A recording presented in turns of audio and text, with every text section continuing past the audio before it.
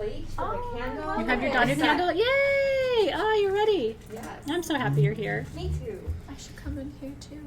Yeah, why not? Guys. Why not? Yeah. Yes. I'll be right back. You absolutely should. Yay. Oh, there you are! Oh my god! Okay, we're live. Yay! We have some friends in the room. I'm not going to say anything else. So I wasn't just talking to myself. Please don't think I was talking to myself. I was not. How are you guys? And welcome to session 1, kind of. I'm going to call this the prequel. This is not Star Wars. This is the prequel to Star Wars. This is not Pillars of Priestessing. This is the prequel to Pillars of Priestessing. But I want to welcome you. That's awesome. I want to welcome you and tell you that we're having this class because everything got delayed, and that sucked. And so I thought, what can I do to make them really happy? And that would also make sense, you know, for what we're trying to do this month. So our guide for this month is Danu. And she's worthy of 2 rounds of conversations, okay? Because this is not your grandma's goddess. We haven't talked about Danu before. I don't think we were ready to talk about Danu before, to be honest. Like, she's a handful and a half. So, yeah, this is a little Sylvia piece. Sylvia's jewelry is big magic. It really is. I'm not here to tell you to buy her jewelry or anything like that, but I buy her jewelry, and I think it's super magic.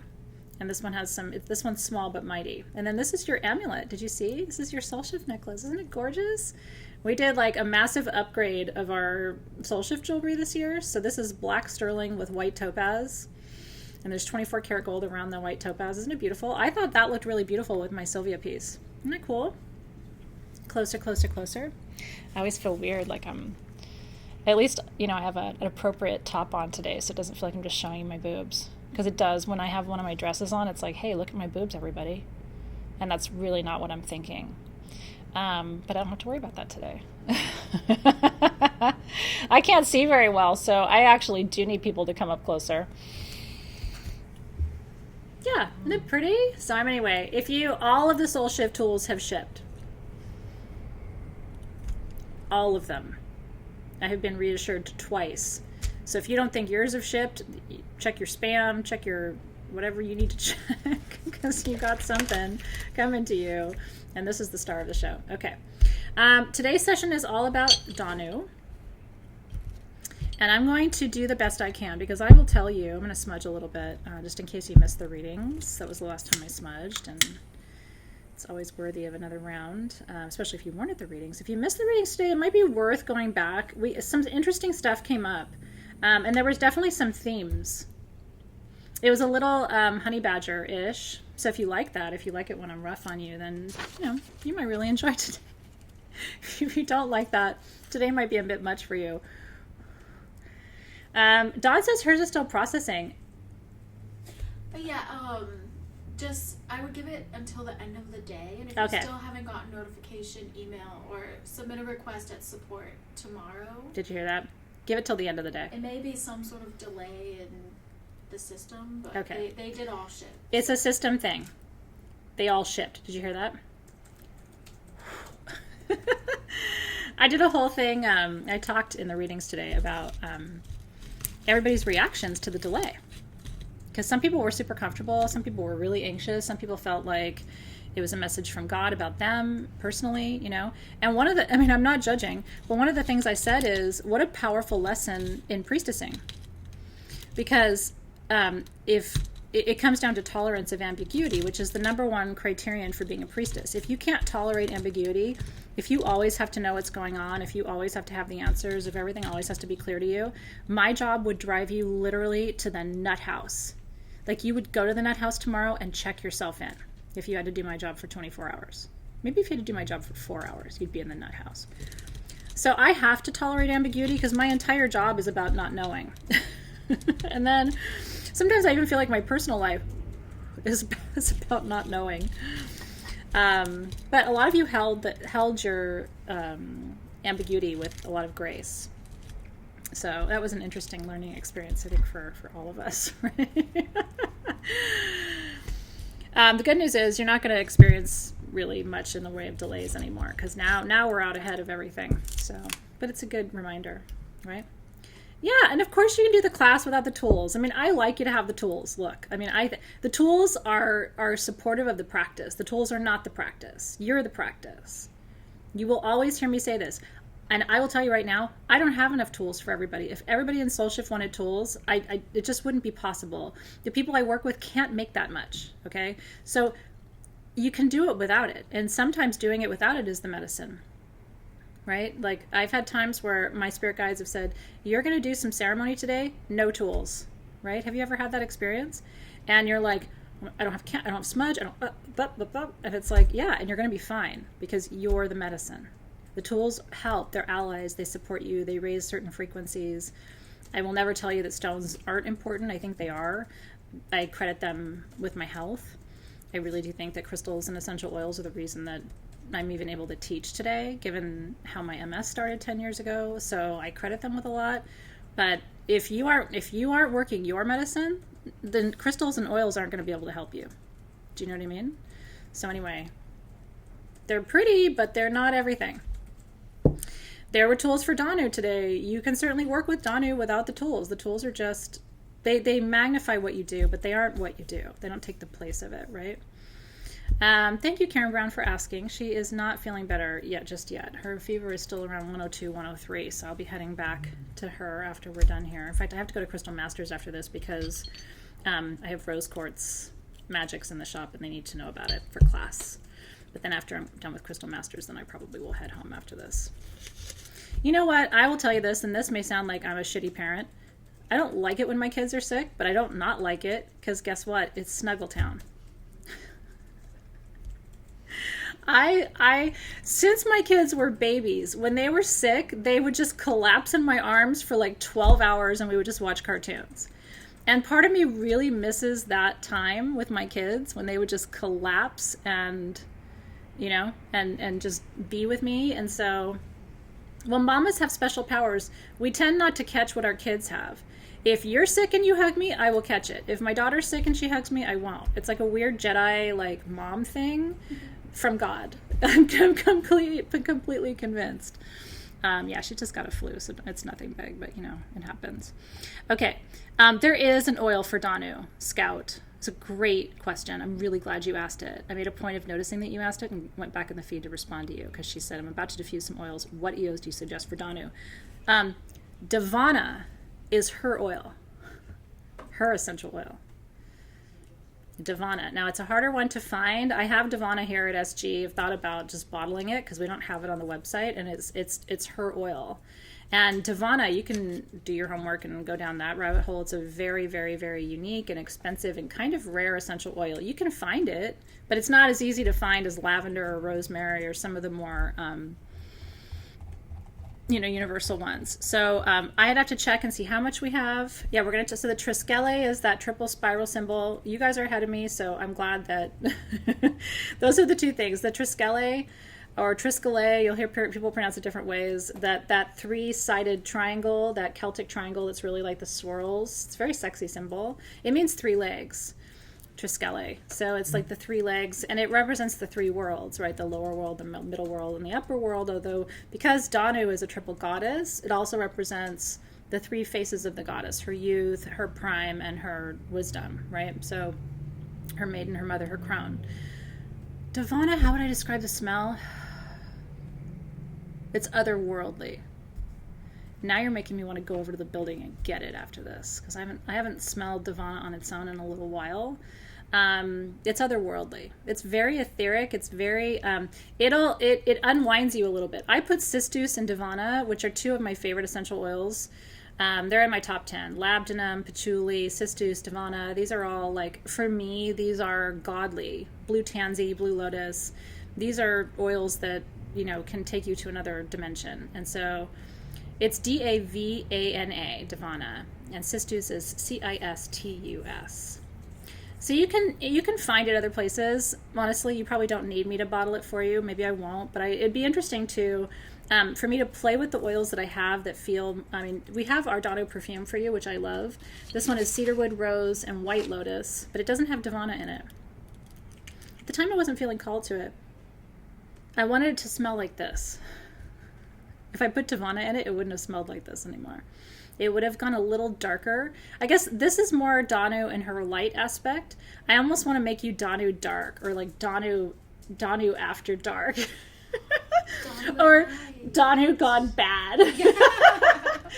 They all have their dark aspect, you know what I mean? Like, this is Danu in her light. Danu shadow. Shadanu. Shadow of Danu. Dano. We're getting weird now, Alexis. This is what it's like around here when you're not here. Okay, so Shadow of Danu. I don't know. Danu Darko. It's getting weird. Naughty Danu. Listen, here's the thing. So I'm a very smart person. Okay, I consider myself, smarter than the average bear. The Danu stuff makes me like swirls my brain. This is my learning edge. I have not gotten to the bottom of Danu. What I'm going to teach you tonight is the best I've got after synthesizing as much information as I can over the last almost 90 days. I knew a lot about her when I decided on her, and we'd never worked with the Tua de Danann. We'd never worked with her people, her children, right? So I was like, first I wanted to do, the original document said Tua de Danann for January.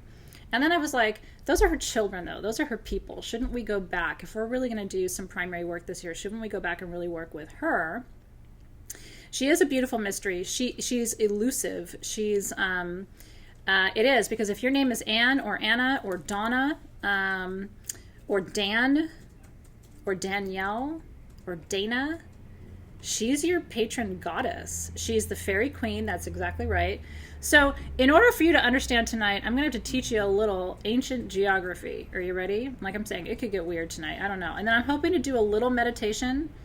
Yeah, Juliana is still Danu. April Ann is Danu. Because Anne. Diana is Danu. Yeah, Donnell is Danu. Daniel is Danu. Dana is Danu. Yeah, it's crazy, isn't it? Some people say even Angela is Danu. So we're going to go down a rabbit hole. Cindy's middle name is Anne. I wondered about Athena, right? Like there's some E-N-A. There's some stuff there. I don't know. Marianne is a stretch. Dawn is Danu, though. D-A-W-N is Danu. That is also a direct link, for sure. Amy is Amy. Thank you, Amy Novak. Yes, you are not Danu. Unless she's Damu, and she's not. She's Danu. Okay. Dina is Danu. Dina Boyer. Okay. I'm going to take you as far as I can tonight. I hope it makes sense. I really tried to kind of pace myself. The reason that this is so important to me is, first of all, I think she's going to be helpful to you as a guide, not just for this month, but as a guide for the whole year. Because she is, we've talked about mother goddesses and creation stories and stuff for years with each other, right? Like I've been talking to you about this stuff since I started Sage Goddess. The problem with Celtic mythology is they don't have much of an origin story. A lot of the documents related to Celtic history were destroyed by the Romans, okay? Because the Romans are bound up in Celtic history, and also destroyed by the Christians.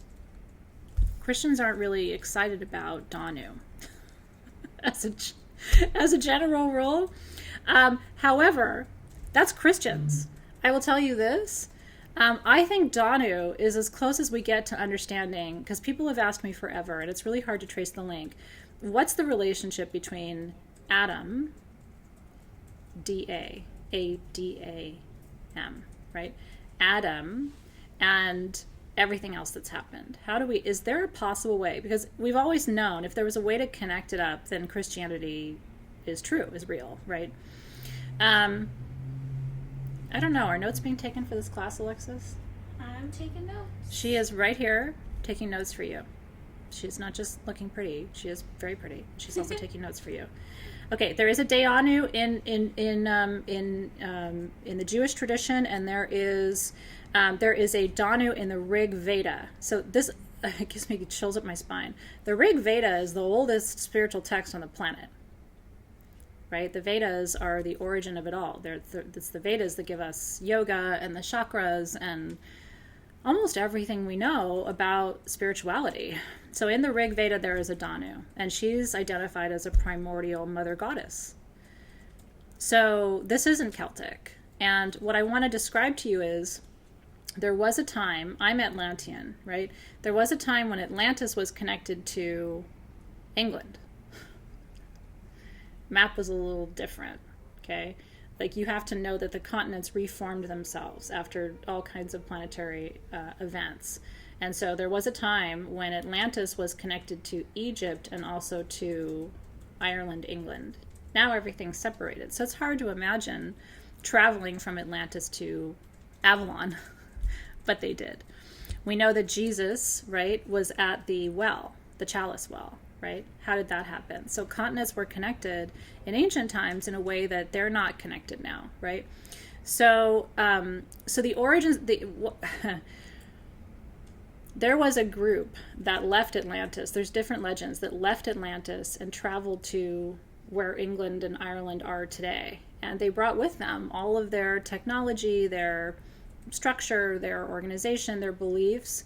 And this was thought to be a race of giants. Now, in the Bible, it talks about the sons of God, uniting with the daughters of man, I think it is. Or is it it's the sons of God and the daughters of man. And that they created this race of giants, okay? And this gets tracked back to the tribe of Dan in the Bible. It gives me chills up my spine, okay? So there is a way, I'm not all the way there yet, I'm working on it, that all of these dots line up. And I think this, if we can get this right, and at some point I think that this will be a book, I don't know, it's still, it makes my head swim, it's so complicated. But there's a way, I think, to track all of the narratives of Avalon, including King Arthur, who was said to be a giant, right? A descendant of the Tuatha Danann, a descendant of Danu. And that Danu, the Tuatha De Danann or the Tuatha De Danann, descends from the dragon lords of Anu, who are the offspring of the Anukim, who are the first inhabitants of this planet, who chose this planet because there was gold here and the Anunnaki were dying because gold was the only thing that could sustain them, okay? So Earth was chosen. The legend goes that the Anunnaki searched the various solar systems in our multiverse and chose Earth because of the proportion of gold in the Earth's crust, which, I mean, honestly, that quest for gold, my husband watches Gold Rush. I'm not as into it as he is, but like that quest for gold has kept people intrigued for all of our modern history, right? And so it's not just a modern phenomenon, that quest for gold. That dates back to really, I think, the origin story of the planet. And so then the Anukim came here once they found out there was gold. Then they found out it was hard to get the gold. Then they created this race of these hybrid sort of creatures who were said to be giants. And so you can, if you start going down this rabbit hole, like I said, on your own, you're going to get dizzy. It is absolutely dizzying, because what you're doing is you're combining all of Celtic mythology, which also has its fingers in Egyptian mythology, and it has its fingers in Atlantean and Lemurian mythology, and then down to the very origin story of the planet. But then it also, like I said, lines up with the stories from the Bible. It's almost like the Bible hits the story midway. Like, shit's already happening, and then there's God. Okay, I don't know how to describe it to you, but like, the Bible hits this, what we would say in Latin, in medias res, in the middle of things, right? And then all of a sudden we have this whole new narrative. This is very deep to me. So, and they have found bones. There's this whole legend that which king was it in England? I think it was King Henry, who wanted to find the remains of King Arthur. And so they were found in this place, and I'm pretty sure it was King Henry. It was which Henry it was, ordered this site to be dug up. And they started digging, and they found this cross, and the cross said that here lie the remains of King Arthur, and they kept digging down, and they found these bones of a 9-foot human male, okay? And then people debated that, and was it the 8th, Henry the 8th? Okay. So then people debated that. Did they ever find the bones? Were the bones real? Was the man really 9 feet tall? But you've heard about races of giants. I had heard about them long before, and then it goes back to this whole idea of dragon people. There are people... I'm not going to go into this part of it, but there are people in like politics today, like in global politics, who talk about dragon people and amphibians and all the. I mean, this is all what this is. There's a connection between all of it, and that dragon lineage, which, by the way, I believe is also connected to China. So, this is not one country's. This isn't Celtic. This isn't Chinese. This isn't. North America isn't even relevant, right? Like, we're talking about when the planet was very different, and the continents and everything were reconnected in different ways. Yeah, the dragons are different from the reptilians, but then I believe that all goes back to our star origins. Have I lost you yet? I really do. I think we were all in these star systems, and then we all came here for different purposes. And I think Orion is the star that delivered a lot of what we're talking about today. I think these are largely Orion folks. Okay. Okay, good. You're still tracking. I'm happy. So let me back it up just a little bit. I want to take a moment. I'm going to light my candle just because it feels good to do that. And as we do that, we are invoking Danu. This isn't a ritual, so I'm not going to open a proper circle, but I think for learning purposes, it's good just to connect and feel the energy. I thought Gabriel did a beautiful job because I don't expect that his knowledge of Danu is as deep as what we're talking about today. He knows something about her, but that he was able to create that image, because for me, Danu is, if there's ever been a goddess before all goddesses, it's her. And I've been searching for that, I think, almost all my life. Because I come from a matriarchy, so I come from really rich old roots. So I wasn't just looking for old, and I wasn't looking for deep. I was looking for original. I want the OG energy, okay? If you've been looking for that too, and I think a lot of us who have mother wound stuff, like, I don't know, maybe we are looking for that. Maybe we are looking for the ultimate mother, right? The mother of all mothers. She's not the mother of dragons. She's the mother of giants. She's the mother of history and civilization and humanity. And I think she's the bridge between this, what almost looks like primordial soup. Like, we can hardly make sense of it. What is Atlantis? What is Lemuria? Were they real? How did it get to Africa? How did Thoth get from Atlantis to Africa? Because he did. How did Atlantean magic get to Tibet? Because it did. How did Jesus get to Avalon? Because he did. Like, how did all these things happen? And for a lot of us, there's these gaps in our understanding and in our history and in our narrative that hasn't really been filled. And so the reason I'm sharing all of this with you is I think she's the missing link.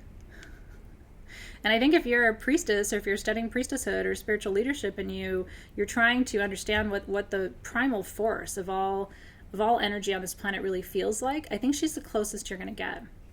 So light your candle. If you have your perfume, anoint as you will. A little at your wrists, third eye, ankles, and just cover your meridian lines. Okay. Lunasa, by the way, right?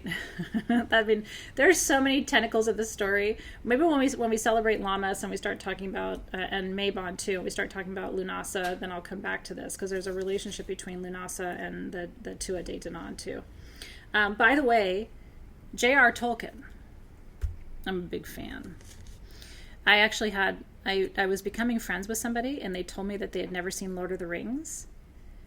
And I told them that if they wanted to continue pursuing a friendship with me, at some point they were going to have to sit down and watch the thing. Because honestly, I can't understand people who haven't seen Lord of the Rings. Like, there's a lot of inside jokes you're not going to understand, right?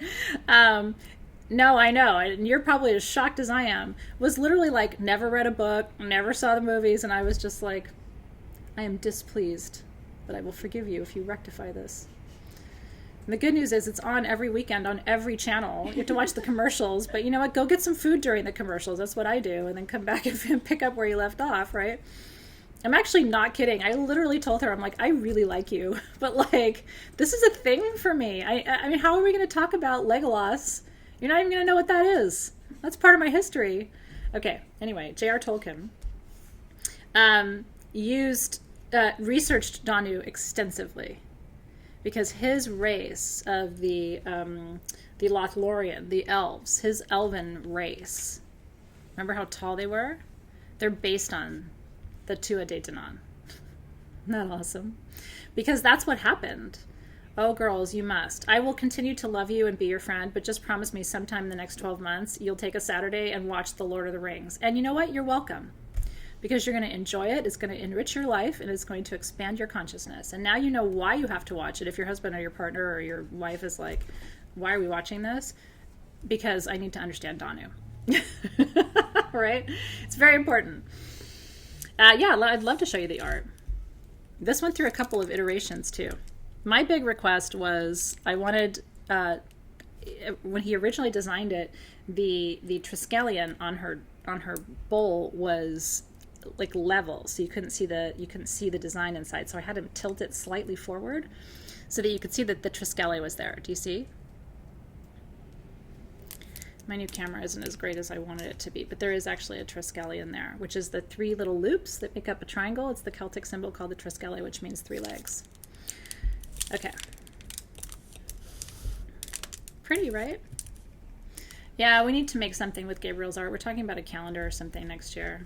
We were talking about like the Men of Sage Goddess as a calendar, because we now actually have 12, I think it's 12 men working at Sage Goddess, if you include my husband.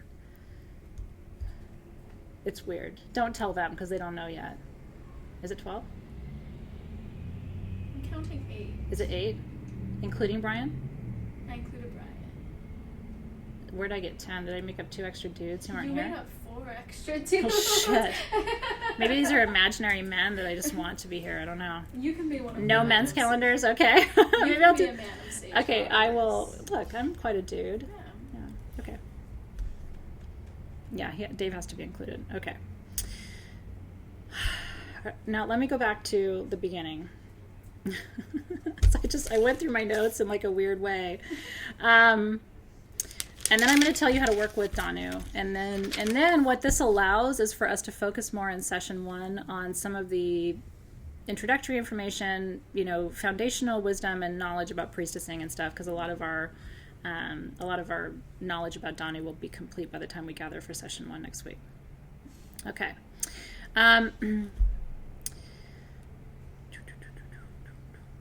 So it is true that the Tuatha De Danann are some of the original figures in Irish and Celtic history. What you have to know in order for all of it to make sense is that the Tuatha De Danann were trained in magic by the Druids. So when we talk about Danu, when we talk about the Tuatha De Danann, we are talking about Celtic history, but we're also talking about Druid history. And that's why there is, for me, the Celtic mythology, and like I said, it's hard for me to even say that Danu is Celtic. She's not. I mean, I absolutely believe that she is the goddess responsible for the entire creation of this planet. And that's an extreme statement to make. But that's why I brought her to you, and I brought her to you first. And I don't even know how we ever got this far without talking about them. So the Tuatha, which is actually spelled Tuatha. So it looks like Tuatha, and people pronounce it that way, but it's pronounced Tua. Or Tuatha, you'll hear that too. But the Tuatha De Danann, Tua means children or people, De means of, and Danann means Danu. So the Tuatha are all of her lineage. If you're Celtic by birth, you are a Tuatha De Danann, okay?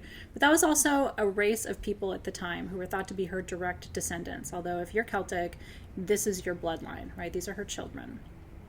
Okay. But like I said, when you study all of this, you have to piece it together because the Celtic history was destroyed in some ways, mostly by the Romans, who were very threatened by it, by the way. I mean, the Romans ultimately wanted to have the origin story of the planet. It wasn't going to happen. I'm Greek, and we sure wiped up the field with them. And my ancestors weren't sorry about it. Sorry, not sorry. Carolyn is mostly Celtic. Dawn is Celtic, right? Holly is 65%. Kenneth is in this lifetime too. Candace is too. Bonnie is too, right? A lot of you are Celtic by birth. And so the Danu and the Tuatha connect you to your Druid roots too. Now here's what's fascinating. They were called the people of the mounds. Are you ready? This is where I'm like, called the people of the mounds. Sounds weird and not that interesting until you realize that what the mounds were, they also called the mounds the henges. What does that remind you of? Do you know any henges built of stone? Because I do. Okay, so they're the people of the henges, and the henges are these mounds upon which sometimes they built stone structures, like Stonehenge. But the henges, there are henges throughout Ireland, right? And the henges are all considered, these little mounds are all considered portals. These are interdimensional portal ways. And here's the weird thing, Tesla's bound up in this shit. This is where, like I'm telling you, like I said, I'm a very smart person. You start going down these rabbit holes, it literally makes me feel like I'm not that smart. Like, I was holding on for dear life when I was doing all my research. I'm like, okay, now Tesla's in this? Are you kidding me? Like, Tesla? I know. So Tesla studied all of this. Tesla tracked the henges and all the mounds, okay? And Tesla said, and was famous for it, was ultimately sort of like excised from history for saying that he didn't need electricity. Because our ancestors manipulated these henges, that these henges were these gateways to the Earth's own energetic matrix, and that he said, and he's famous for saying, that he knew how to manipulate it to create electricity and energy, so he didn't need electricity. And he was like, our ancestors didn't need it. They placed the pyramids, they did all these things, and all they did was manipulate the grid through the henges. Fascinating, right? Oh, I'm such a geek, you guys. Like, that's why I'm going to keep asking you, are you okay? Because this made me feel nuts. And so if you're doing really well, then I just want to congratulate you on how smart you are, because you're a very smart person.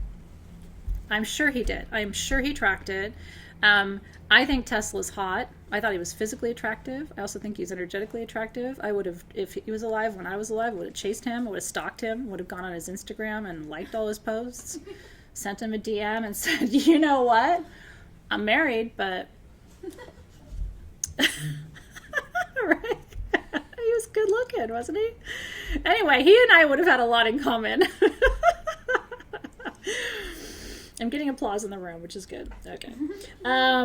Okay, so Tesla tracked all of this, and Tesla believed that electricity was bullshit, and that if we were really doing what we were meant to be doing, we would have tracked all of this. Now, I mean, it's also Danu is connected to the Ark of the Covenant. Okay, like, and to these like underwater channels where like the water gets heated to certain degrees, and then it vibrates back up and creates these polar energies on the planet. I mean, it is absolutely mind-blowing. I ultimately think, like I said, maybe it'll happen in my kids' generation, where somebody finally lays this all out and says, here it is, from Sumeria, Anunnaki, to Sumeria, to Mesopotamia, to the foundations of Iraq, right? Iraq. What concerns me about world affairs right now, because I'm not a political person, I don't talk about politics, honestly, I could care less. Truly. I've seen what's going to happen in the next year energetically, and, it is what it is. Okay, so which I'm along for the ride, I signed up for this. But what I think is the only thing that bothers me right now, geopolitically, is we have to really be careful about sacred sites in Iraq and Iran and Syria. We have to be very careful. Every time I hear about any threats to cultural sites, what we have to remember is a lot of the most sacred sites from ancient Sumeria, Mesopotamia, and Iraq have been destroyed during wars, and we've done a lot of that. So whenever I hear cultural sites being targeted, like all my little ding, ding, ding, ding, ding, no, you take anything but the cultural sites. Please don't take my cultural sites. Because the energy, right? I mean, we lose a lot every time we attack these very specific places. So I really don't care who's president, but I really hope that they will be just a little more... I hope they look at Iraq and Iran and Syria, not as Iraq, Iran, and Syria, but as... And Iran in particular. I mean, Persia is where the Garden of Eden was. You know that, right? It wasn't an apple that Eve had. It was a pomegranate, right? Pomegranate, Pluto, Persephone, Demeter, Greek mythology. Like, it all tracks back. So I just think we have to be very careful about our sacred sites, because we have to protect those, and not just for us, but for our children. And I want my grandchildren to be able to go and travel one day when it's a little safer and see all of those. So this is not a political statement. This is like, honestly, sometimes I vote to protect sacred sites. more than I vote for like taxes or a person, if that makes sense. Might be weird, but that's where I'm at. Okay. Okay. I want to share with you, and I don't have it here in my notes, but I will share this more with you in session 1 because it's relevant to what we're doing. The Tuatha Danann had these primordial tools that align to the 4 elements. Okay, and that's I'm going to tie this to the air priestess, water priestess, fire priestess, earth priestess stuff. Gives me chills. Danu had access to these 4 keys. Okay, the fire key, the water key, the earth key, and the air key. And these were how were they described? Like almost like undepletable resources. Her cauldron, for example, was said to have enough food and water in it to nourish the entire planet for the rest of time. Right? So her source of fire had enough fire to illuminate the entire planet for the rest of time. It was like undepletable resources.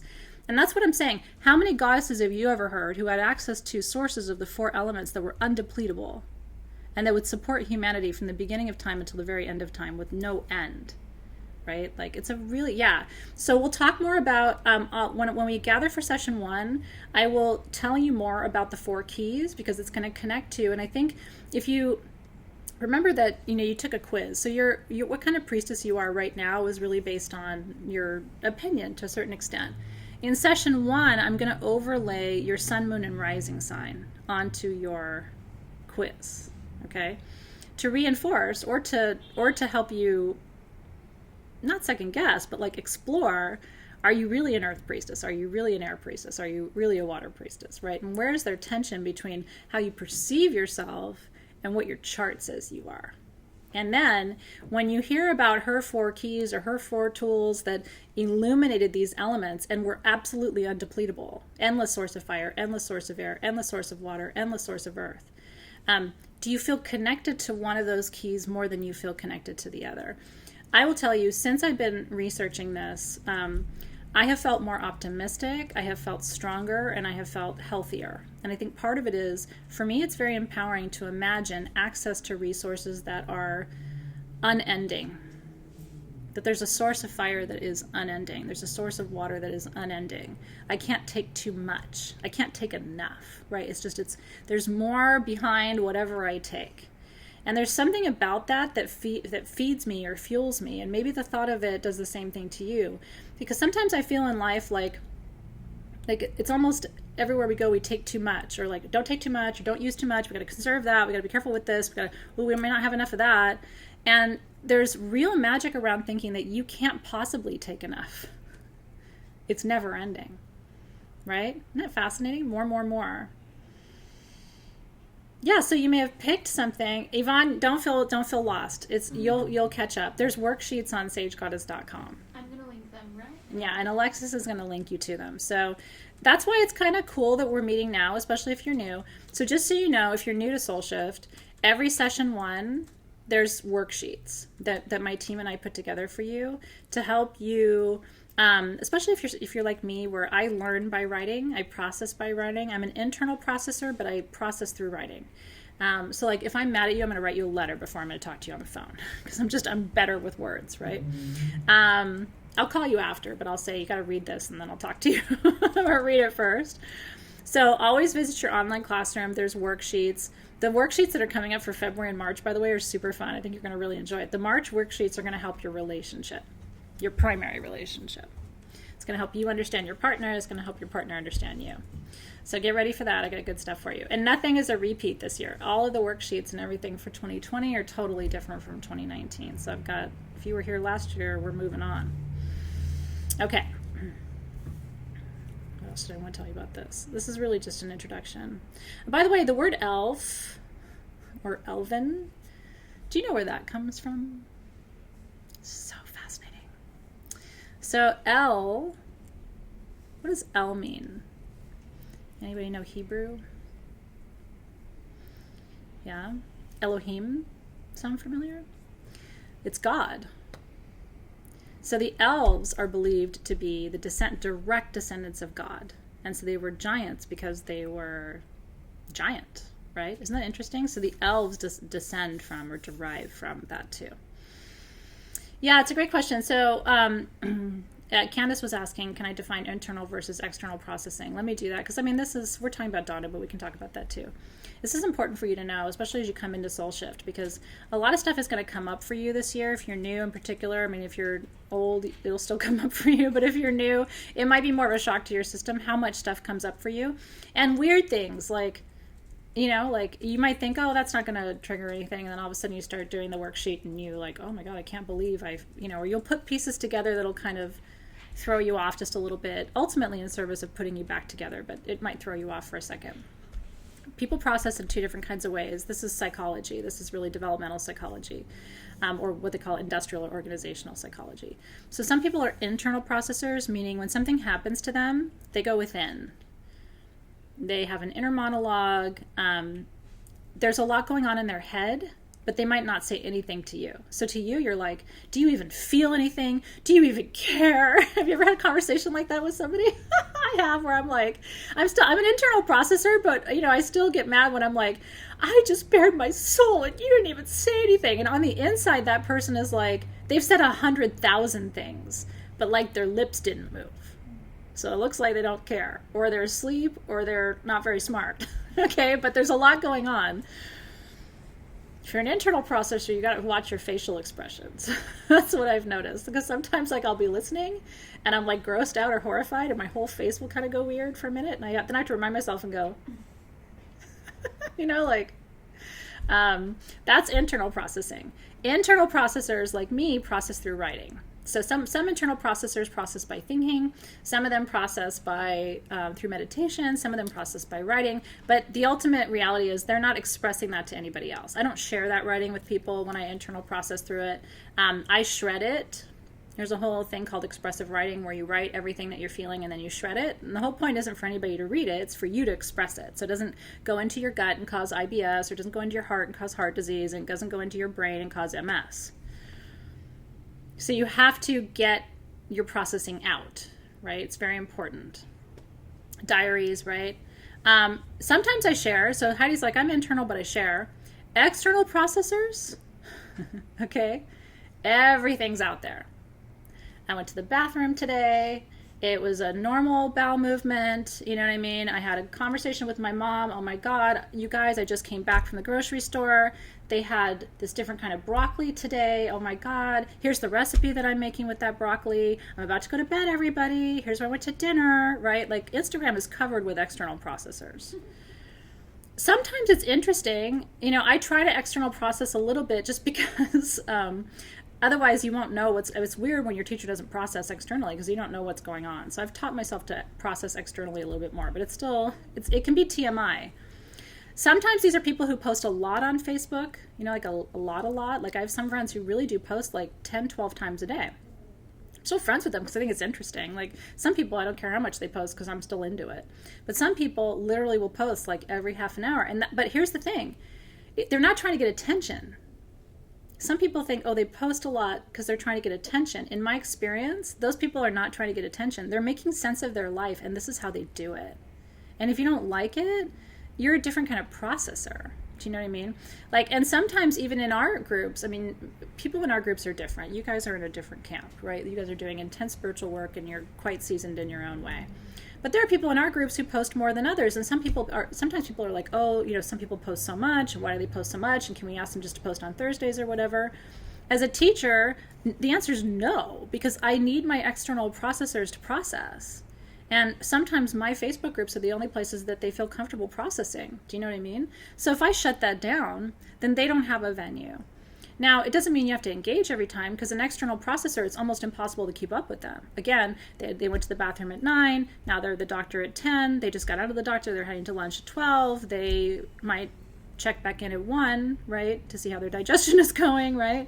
So anyway, I share this with you, not to teach you organizational psychology, but really to help you understand that human beings do things differently. And if you're an internal processor, and you're around an external processor, you're going to be like, they just want attention. And if you're an external processor around an internal processor, you're going to be like, you don't even care. You don't even comment on my post. You don't even like my post. You don't even, and the internal processor's like, I thought about liking your post. I processed liking your post. I just didn't do it. Does that make sense? Is that helpful for you guys? Because sometimes I think people don't understand that there are other people who do things differently, and they're not trying to annoy you when they process a lot, and you're not trying to shun them when you don't. Do you know what I mean? And then there are people who are such internal processors, they can't do Facebook. They don't have a Facebook account. They would never do Facebook. They can't even imagine it. There's I would say about 100 students in Soul Shift right now who are not on Facebook and will never be on Facebook. And I think that's great. They come for class, and then that's all they can do, right? No, okay. I don't know where this hour went, but here we are. We talked about some interesting stuff. So let me go back through the list of names that I've lined up that derived from Danu. So like I said, Danu, which is both from in the Hindu Rig Veda, one of the original Vedas, Danatos in Rome. So, whenever you hear itas, like veritas, like de veras in Spanish, is it true? Ver is truth. Veritas is truth in Latin. So when you see itas on the end of a word, it's always Latin. So Dan itas is Danu in Latin, okay? Then Danan or Danan, Danaan, the tribe of Dan from the Bible, right? The Vedas, Rose Quartz Beauty Boutique, are the original spiritual texts on the planet. The Vedas are where we get the chakras, where we get yoga from. All of that comes from the Vedas. So people always ask me, is the Bible the original spiritual text on the planet? No, it's not. The Vedas from the Hindu tradition predate all other spiritual texts on the planet, as far as we know. Donna, Anna, Anne, Anu, Dawn, D-A-W-N, Danuvius, who was a leader in Rome, descends from Danu. And then Dona in German, Dueña in Spanish, Dueña, right? Owner, which means like owner or boss, kind of like the Dueña, the lady of the house, the leader of the house, all derives from Danu. Isn't that fascinating? So, and that's not even all of it. Davana, right, is her oil. Right, the plant, the herb, and the essential oil pressed from it is her oil. Denise is not. I wish it was. Donut. I'm not going to indulge it because my ADHD is really running high today, and I could literally just go off track right now. I actually thought about stopping at the donut store on the way here. I really did, and I was so good because I'm doing a sympathy dieta with a friend, and so I'm not enjoying donuts right now. But after my sympathy dieta is over, I will be eating donuts again. But like Donna Town, who just commented and laughed out loud, you are descended from Danu. She is your goddess. So let's talk briefly about how to work with Danu. These are my 4 ways. One of the ways is kind of a 2-way. You get 2 for 1. Did you guys enjoy this? Yeah, belladonna for sure. Belladonna is a poison. What's interesting is, because I'm going to be teaching molecular perfumery, I mentioned that on my personal Facebook page. I'm probably going to run a little separate class in perfuming late this summer. I'm thinking from the end of June until the end of August. I have not designed it, not planned it. It would be separate from everything that we're doing because not everybody here would be into it, but I'm thinking about actually flying to France in August and doing like a live class there from one of the perfume houses in France. I'm just putting the pieces together in my mind. But what's interesting is belladonna, what they were able to do through molecular perfumery, because all essential oils are multimolecular, they all have multiple molecules in them. So when you make perfume with them, when you make a perfume with lavender, you're actually making a perfume with like 9 molecules. So if you combine lavender and rosemary, now you've made a perfume with like 16 molecules in it. So it's hard to control. They call it driving the car. It's hard to drive that car. But if you separate all of the molecules out in an essential oil and you pull each one off and use that molecule on its own, then you can really drive a fragrance and you can really control it because you're only working with one molecule at a time. Does that make sense? So it's almost like breaking perfume down. So a lot of the original materials like belladonna, they've been able to isolate some of the molecules and make a form of belladonna that isn't poisonous because it doesn't have all the molecules in the same formation. So that's how we're able to work with a sort of a single molecule from belladonna, which I have over here in our perfumery, that is not poisonous but has some of the energy of belladonna, but it doesn't have the dangerous formula, the chemical combination of those molecules. It's fascinating. I've wanted to do this for a long time. The thing is, and by the way, so when I mentioned this on my Facebook page, people were like, oh God, molecules, they're not real. Please don't ever just do that. You have to tell us so we don't buy that or whatever. Here's the thing. These are all going to have to be alcohol-based perfumes that I do, because you can't work with molecular perfumery in an oil base.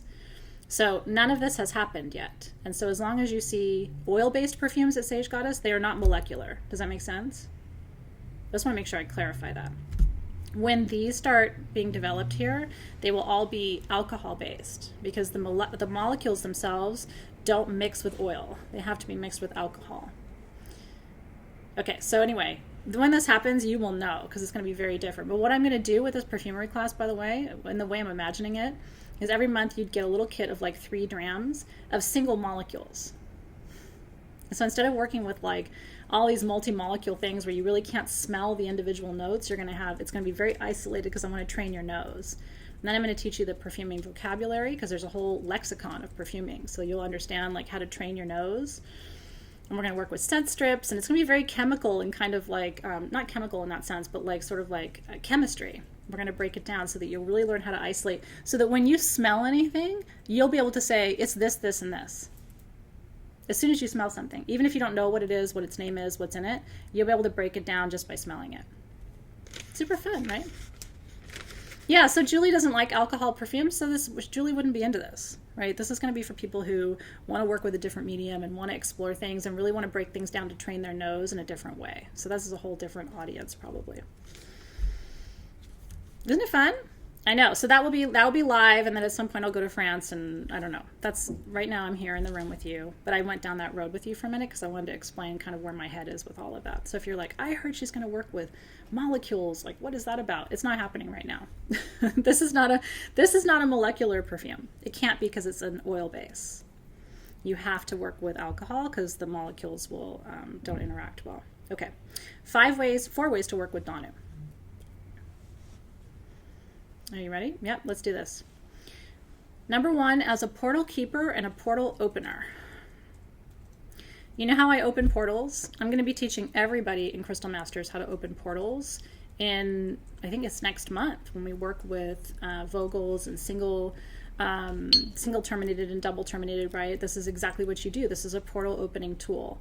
And I always tell you it's good to have a portal keeper, right? To assign a goddess or an energetic figure who can hold that portal for you, right? Danu, for me, is almost a universal one now. I think you will find yourself calling upon her almost every time to hold the portal. Who better? If she's the mother of all the gods and goddesses, who better to hold it? And what I have found in the last couple of months since I've been doing this work and opening portals and asking her to hold it, sometimes when you ask a goddess to come forward and hold a portal, it's like, have you ever had the experience where like almost nobody comes? Like, anybody? Can I get a Kuan Yin to hold the portal, right? Kuan Yin usually will do it. Donna is very willing. I have found her to be Gaia's very willing. Calling all portal, Bueller, anybody? She will come forward, right? Like, I've noticed that she's soft and hard at the same time. I mean, she's the goddess who will love you and absolutely kick your ass.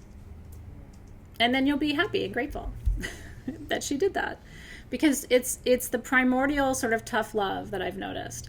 But there's almost she's Mary-like to me. Remember I taught you about the Annunciation of Mary, when the angel came to Mary and asked Mary to carry Christ, and she didn't even hesitate. She just said, "I will." Remember that? I taught you about the Annunciation. One of you was mentioning that recently. She's very Mary-like in that way. Will you hold this portal? Yes, I will. I mean, there's no. There doesn't seem to be any resistance, right? Can I get a Kuan Yin? Like the Morrigan. And that's very much true, Cheryl Manhall. And you know what I found is, I find her energy that way too. Like, if you're able to see the Morrigan as having a softer aspect, which some people can't, but I would encourage you to look again. Every goddess is light and shadow. Lilith, light and shadow. Morrigan, light and shadow. I mean, Kali, light and shadow. It's very hard for me to see goddesses as only having a shadow aspect. Hecate, people want to just cast her as like dark goddess or whatever. What's a dark goddess? what's a light goddess? I mean, it's almost ridiculous how people portray these things. But what we try to do is like put things in boxes and then demonize things that seem scary or mysterious. And we have to kind of stop that and recognize that that's a pattern that we're in, and it really doesn't serve us. And that doesn't serve our practice, doesn't serve our studies, right? Okay, so she's a portal keeper. She's a portal opener too. So you can call upon her, especially once you've been working with her. Keep this candle. If you got the candle, keep the candle. I think there's a few left if you want one. You don't have to have it. But if you have the candle, keep the candle. I'm going to be working with this all year long. Especially when we're doing portal work, you'll see me light this candle. So I'm just going to keep it on my altar because I feel it's good to call her energy in. She feels very protective. I almost feel like she's also good to hold your container. In a way, I feel like she's almost holding ours. She was the first one that I identified on the spreadsheet for my team of guides for the year, and she came through in ayahuasca. The rest of them came after. She was the one that came through. And that was the point where I was like, wow, we've never worked with her. I mean, even I was kind of like, wow, why have we never worked with her? And I don't think the timing was right. This is a little bit deeper. We're going deeper in Soul Shift this year than we did last year because it's time and you're ready. And so part of, I think, the guides that are coming forward, they're more multidimensional this year. They have more skills and more gifts and more capacity to support you. And so working with her, I think, is one of the ways in which you can see that our work this year is deeper. Number 2, she's a keeper of wisdom. She is the Celtic origin story. I mean, for people who are like, oh, the Celts don't have an origin story, she is the origin story. And the Celts don't have an origin story because that isn't their origin story. The Celtic origin story is an Atlantean origin story. You know, all of the Celts arrived from Atlantis. I wouldn't be surprised if they stopped in Egypt on their way. Right? I'm telling you, like if you, I need to find the map for you that shows when the landmass was connected from Atlantis through Egypt and then into Asia and even into Ireland and England. It was one continuous landmass. So when people are like, I don't know how Jesus got to England. We know how Jesus got to England. Number 3, she's a matriarch. She's a mother for you. She's the ultimate mother. You know, rest in that. We've been talking a lot last year about hucha, heavy energy in the shamanic tradition, and how you can compost that, right? With Pachamama. You can give Pachamama, that's the process, what they call it is through the transmutation is hucha, right? You take your heavy energy in your body and you transmute it through the earth to Pachamama, who actually, your hucha, your heavy energy is her food. So she wants whatever dense energy you can give. She feeds on it. And I almost see Danu in the same way. She feeds off of what you can't handle. Mother of giants, right? So your tiny problems, your little life, right, that feels so overwhelming to you is in no way overwhelming to her. So give it to her, if that feels good, right? Let me go back and see. One of you had a question. I want to make sure I'm responding while I go. If you had a question that I didn't get to, let me know. Yeah, Tiffany said they said King Arthur was buried in Egypt. I mean, we don't know a lot. And then here's the thing. We write books. I mean, this is so us, right? Like, not you and me, but like our society. We write books and we're like, well, that's history.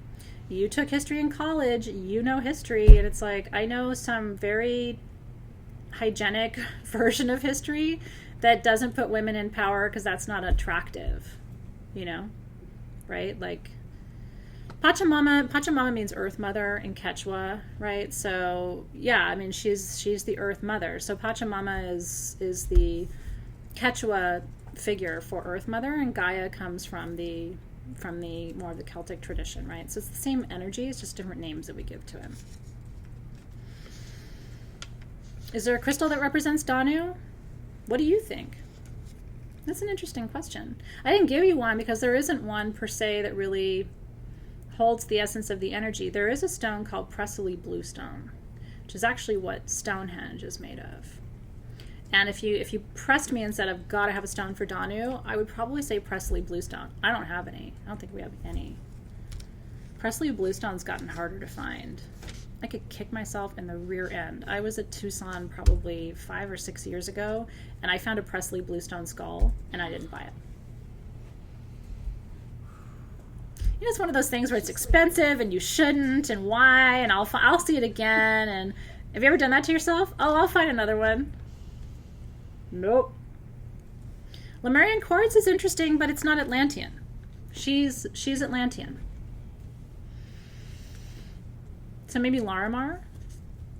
I mean, that's southern Atlantean, right? But it still comes from the region, so that would be another one that would make sense to me.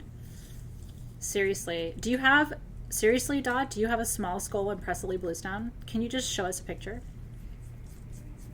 Holy shit. Dot Lawnmower is going to make all my dreams come true. Maybe you bought that one that I didn't get. So now I can live vicariously through you, which will totally satisfy me. I don't need to own it as long as I can see a picture of it.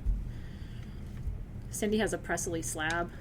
Anyway, Presley Bluestone's interesting. Where is Candace Mills with her question? Come to me, Candace Mills. Speak to me. She says, can God's goddesses show up around you for different purposes? Like, say, can one be a protector? I think so. I really do. I really do. Yeah, and I mean, the way I work with gods and goddesses is archetypally. And that's another reason why I'm really stoked that we're having this first class, because it gives me a chance to kind of dip your toe in with some of this stuff without going fully into the content for session 1. But when you work with archetypes, these are sort of basic, very primordial, original, grounded, earthy representations of specific energies. So there's a mother archetype and a lover archetype and a hero archetype and a warrior archetype, right? So I always think of the goddesses as archetypal. And so certain goddesses are more maternal to me, certain goddesses are more warrior for me. Athena, who I'm named after, for me is very much an archetype of wisdom and strategy. Do this, don't do that. If you go down this road, like I'm very good, if you tell me here are my 2 choices, I'm very good at playing out how those 2 options will go down, and then being able to say, if you go this way, you're going to do this, this, this. If you go that way, you're going to do that, that, that. So you can make a good choice. So she's an archetype of strategy, so that you can make good decisions. So each goddess has its own like archetypal foundational wisdom that I feel like they offer. So I hope that's helpful for you, Candace. Moss jasper is interesting from Laurel. I like it. That sounds really nice. Granite's a great choice too from Laurel in terms of like material. Atlantisite could be interesting. Atlantisite could be very, very interesting. Atlantisite doesn't come from Atlantis, ironically, right? It comes from Tasmania, which is closer to Australia than it is to Florida, right? But even so, it's named after Atlantis, and again, we have to remember that the land masses were very different in those times, and so what we consider Atlantis, like where Atlantis would have been, or Mu, which is Lemuria, people always go, oh, it was Hawaii, but it wasn't just Hawaii, right? Like the organization of the continents was very different at that time. Yeah, Annette, I think we can give them a list of the guides for this year. We've pretty much finalized it, haven't we? Yeah, do you want to just rattle off what we have? Yes. Okay. Do you guys want like a little sneak preview of... Okay, so this month is Danu, obviously. Yep. February we have Freya, Magdalene, and Morrigan. That's right, holy shit. Some of the months have multiples, you ready? You're having a threesome next month with Freya, Magdalene, and the Morrigan. In February, because you know what? Why not love like the Morrigan? You will kiss and then bite their face off. And for March, we have Parvati and Hera. Parvati and Hera for March. Again, primordial mother goddess and primordial figure of, Hera is family, marriage, union energy, protection. Yeah. April, we have Yemia. Moana Waresa. And Hermes. So Yemia is from the Oribe tradition, right? She's an African goddess. So is Moana Waresa. She's an African earth goddess, a primordial earth goddess from the African, specifically from the Zulu tradition. And then we have Hermes Trismegistus, because we're going to be talking about hermetic manifestation. Yep. For May, we have Ishtar. May is Ishtar.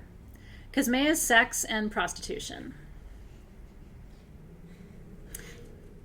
Prostitution used to be a good thing. We're all judgy about it now. Our little box is empty for June. So that's because we're still in progress, yeah. Okay. So for July, we have Morpheus. Oh, July's Morpheus, the god of dreams. Because we're doing astral projection, dream interpretation, and lucid dreaming with Morpheus. August is Coatlicue. Coatlicue. Coatlicue. Yeah, Coatlicue in August. So then we're going more sort of back to our Aztec Mayan roots. Yep. September is Demeter and Persephone. September is Demeter and Persephone, and we're going to be doing Pluto, and we're going to be doing a different version of the, because we're going to be doing the Sacred Way, the Era Odos. That's right. October is La Katrina and Lilith. Yeah, October is La Katrina from Mexico and Lilith. November is Metatron. November is Metatron. And December is Isis and Osiris. Yeah, December is Isis and Osiris. I'll never forget. I fell in love with mythology when I was 20, I think. I took a class, and my professor was very conservative, so she would never have condoned, like, really the way I teach you what I teach you. But she was really the first one ever to say that when Isis put Osiris back together, because do you remember the story of Osiris? You'll learn it in December. He was chopped into bits. The only piece they never found was his penis, but you know what? It's not the most important part. That's a story for another time. But Isis's journey was of going back through Egypt and collecting all the bits and pieces of Osiris's body to put him back together and to remember him. When you remember someone, you put them back together. You revive them. You bring them back to life. And so her whole crusade was to remember him, to revive him, out of love, right? So anyway, that's December. Are you excited? They're not all goddesses, but you know, we're not stuck on that anymore, right? Like, we work with boys now. Okay, Danu, back to what I was telling you. So, portal keeper / opener, keeper of wisdom, matriarch. Last one, source of power and magic in the universe. When you have questions, you know, journey with Danu. Ask her to take you back. If we had time tonight, we don't have time tonight, but would you like to? I think mostly what I want to do with our journey at week 3, you know, which is not week 3 because our schedule is compressed, but our 3rd session is save our Danu journey for then. I would like to do a journey with you, a drum journey probably feels most appropriate for her, to ask her to take us back and show us the origin story of our planet. We've never done that before. I've never done it before. Okay, you're into it. I'm into it. That's what we will do. I was kind of heading in that direction anyway, but I had a couple of other thoughts in my mind too. I thought, well, maybe we should do part of that in session 1 and then part of it in session 3, but session 1 is going to be really full as it is with our first pillar of priestessing. So session 3, we will journey to the beginning of our planet. And won't that be interesting? Yeah, I agree with you, Scout. I feel the same way. That's right. No energy before it's time. So yeah, portal keeper, opener, keeper of wisdom, matriarch, source of power and magic in the universe. And that, my friends, is Danu. And she is pleased to meet you.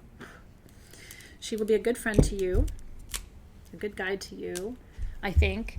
Not just this month, again. I mean, I think all of the guides of the year are going to bring energy and focus and wisdom, and they're all new for us. None of these guides really have we worked with in the way that we're going to work with them this year. Even if there's a repeat name on there, we're not going to approach it the same way. So, but I think this one in particular is going to be one that stays with us the whole year. And my hope is by the end of the year, you'll feel even more than you do tonight like you know her. Because remember, her face is inflected in all the other faces. That's what's so beautiful about these primordial figures. Everybody else we're going to talk about is her child. So it's like, tell me about Morpheus. He was tough when he was a toddler. I got to tell you, he woke up every night, all night long, telling me about these crazy-ass dreams he had. And honestly, at a certain point, I was just like, I'm tired of hearing about it. Any other questions? I know, I feel the same way. When you love the art on the candles, just cut it off carefully, and then you can cut down the sides, and some people frame them. It's kind of a cool thing to do with it. It's really true. Morpheus was a troubled toddler. But you know, he went on to be quite famous. It worked out for him. He made a whole living out of his dreams. We have plans for June, Vanya, but I appreciate it. We're doing Freya, so I'm trying to spread out the traditions. But I can't remember. We have something for June, but I can't remember, so we left it blank. We've been having like endless meetings about this. Because this year is a little complicated. Yeah, it's very true. But thank you. I appreciate it. I always want your suggestions. So, all right, you guys. Well, thank you so much for being here and for your patience while we get everything spun up. I hope tonight was a fun little something to chew on, something to nibble on for you. And also a reminder, you know, I've been saying it over and over again. I said it today during the readings. You cannot be a priestess and a victim. I mean, there have been times in my life, if I'm really honest with you, where being victim-y kind of felt good. I'm not going to lie. Like, being victim-y sometimes gets you attention, it gets you pity. Pity can feel like love, right? So pity is one of those really tricky emotions. When people say, oh, I feel so sorry for you, that can feel like they're saying, oh, I really care about you. You know, and so it feels like love, but it's not. Pity isn't love. Pity actually creates a power dynamic where they are more powerful than you are because you're somehow beneath them. Pity's a weird thing. So we can't be a victim and a priestess at the same time. But sometimes we feel victim-y. You know, sometimes we feel like life is happening to us, not for us, as the fire truck leaves. Thank you. I will cue my own siren on that.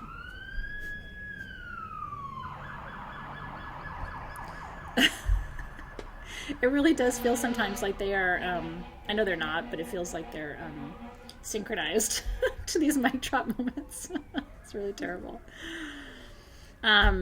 So let Danu be a figure for you that reminds you how powerful you are, right? I mean, whether you're Celtic or not, the reality is all of the gods and goddesses are her children. You derive from her. So if you are plugged into this woman who had access to an endless reservoir of power and energy and the elements and everything else, what else do you need?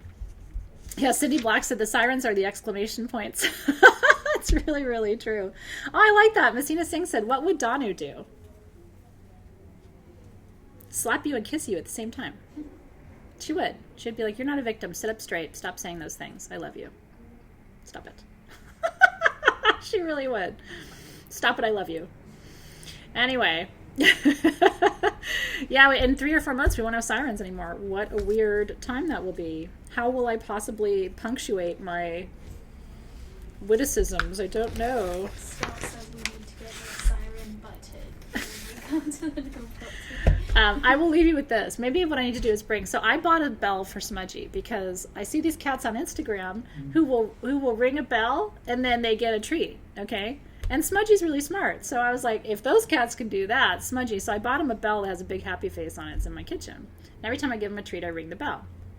I'm trying to create a Pavlovian response, right? And so I've often thought, like, maybe I just need to bring the bell. Once I don't have a siren anymore, I can just ding my bell. Like, you're not a victim. Ding, ding, ding, ding, ding. Because here's the thing. Smudgy's not doing it. I've had it for like 3 months. Every time I ring the bell, he just looks at me like I'm the biggest idiot in the world. Like, really? You want me to ring that thing? I'm not. I know you're going to give me the food when you ring it. Can I just have the food? So anyway, I'll ring my own bell. Ding, ding, ding. It's weird, but you might like it. All right, you guys, I love you. Thank you for being here. Thank you for your patience. Enjoy your tools. They are on their way. Fear not. No, he has trained me. He knows. I tell him every morning, I'm like, you're so handsome, and I love you, and I will do anything for you, and you're my best cat friend, and you're my soulmate.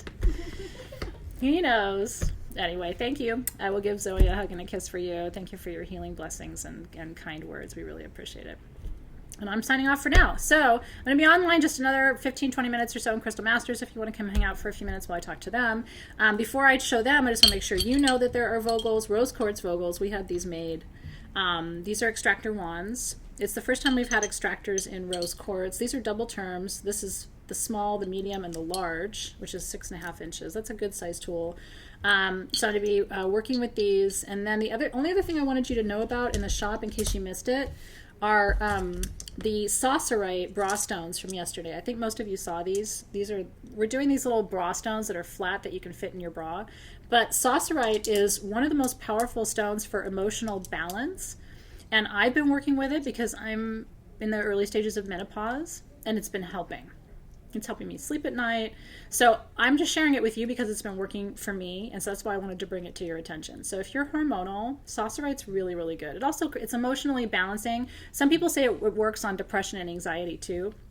So you might see, I haven't had so much depression as I've had kind of like just weird, uneven, like moodiness kind of. I'm hormonal. So anyway, I haven't started synthetic hormones yet or like bioidentical or whatever because I just haven't done enough research and the whole thing freaks me out. So right now I'm just working with Saucerite and hoping for the best. So they're in the shop. It's Saussurite. And they look like that. And you just stick it and forget it. Oh, the Danu kits are gone. Do you guys want me to see if we have Divana, or do you want to just find it somewhere else if you want that? Because if you want me to look and see if we have it, I can check into it, maybe do drams of it. But if you'd rather find it somewhere else, like, you're not hurting my feelings. It would save my team a trip. But I think we have some. And that would be her oil. So if the kits are out, I can check and see what our Divana supply is. Okay. I'll check on it tomorrow. No guarantees because I don't know how much we have. And if we don't have it, it would take me 2 months to get it. Because that's the cycle, how long it takes for them to distill it and get it back into the country. So let me check on this, on how much we have. Jalen found it on Amazon, so you can also check on that too. My only thing with Amazon is, have you noticed this? And I'm actually really serious about this. I was buying some of my facial products and stuff on Amazon, like ones that I've always used. I have a certain cleanser that I've always used, and I just get it on Amazon. And then I started to read the reviews. It's not that cleanser. And when it came, it didn't. The container looked the same. The pump was the same. I'm totally serious. And when I pumped it, I smelled it, and I'm like, this doesn't smell like my cleanser. And Dave uses it too, and he's like, yeah, it's definitely not the right one. And then I looked, and the reviews, like, everybody was like, no, they're just pouring whatever in there. And I have very sensitive skin, so that totally freaked me out. I was like, oh my God, what have I been putting on my skin? So just before you buy, what I'm noticing is before you buy essential oils or facial products or anything that's going on your skin on Amazon, just read the reviews. Because I think people are pretty honest. And if they're putting stuff in there to try and save money, I just would want you to watch out for that. I couldn't believe it, but it happened to me. And then I started looking at random products. Like, I have a vitamin C serum that I use from Amazon that I totally swear by. But somebody said in recent reviews that they've switched up that serum too. And I had bought like 3 or 4 of them, so I have a back stock because I don't like to run out of things. But I'm like, now what do I do? Like, I don't even know if I can trust them to make that serum. So anyway, nothing against Amazon, but please do your homework, because sometimes it seems like people are filling the bottles with something that isn't the original thing. And I think the reviews are kind of the only way you can figure that out. Yeah, and Tia's irritated by essential oils. You know what I mean? So some people can't use them. So it's just, you gotta do you. Whatever works for you is what works for you. So I'm gonna go into the Crystal Masters Facebook group after this, is my plan. Probably a little bit on Instagram too. But now you know what the things are to be on the lookout for. And so have at it. The free gift today is this. Did you see? It's kind of cute. It smells so good. This is our Third Eye Solid Perfume. It's jasmine, chamomile, and elemi, which is another one of those out of this world essential oils. And they put it, do you remember, they used to make these in the 80s. There was like a little lip balm company that made I used to collect them. My mom used to take me and let me buy one. It was a big deal. And then when I got done and I used it up, she'd let me get another one. Anyway, it reminds me of being a little girl. Veronica says thank you to you, Alexis. So does Tracy Kennedy. You're welcome. So does Candace Mills. So anyway, oh yeah, the smackers, the little lip smackers, remember? You're as old as I am. How's that feel? I think Avon did. I remember Avon, how fun Avon was. I used to love Avon. The good old days, I know. Oh, you had a Dr. Pepper one, Angela? I would have killed for I didn't get the Dr. Pepper one. I remember wanting that. I had a bubblegum one I was really into. All right, guys. Mwah, love you. I'll see you soon. I'm glad you enjoyed our class tonight.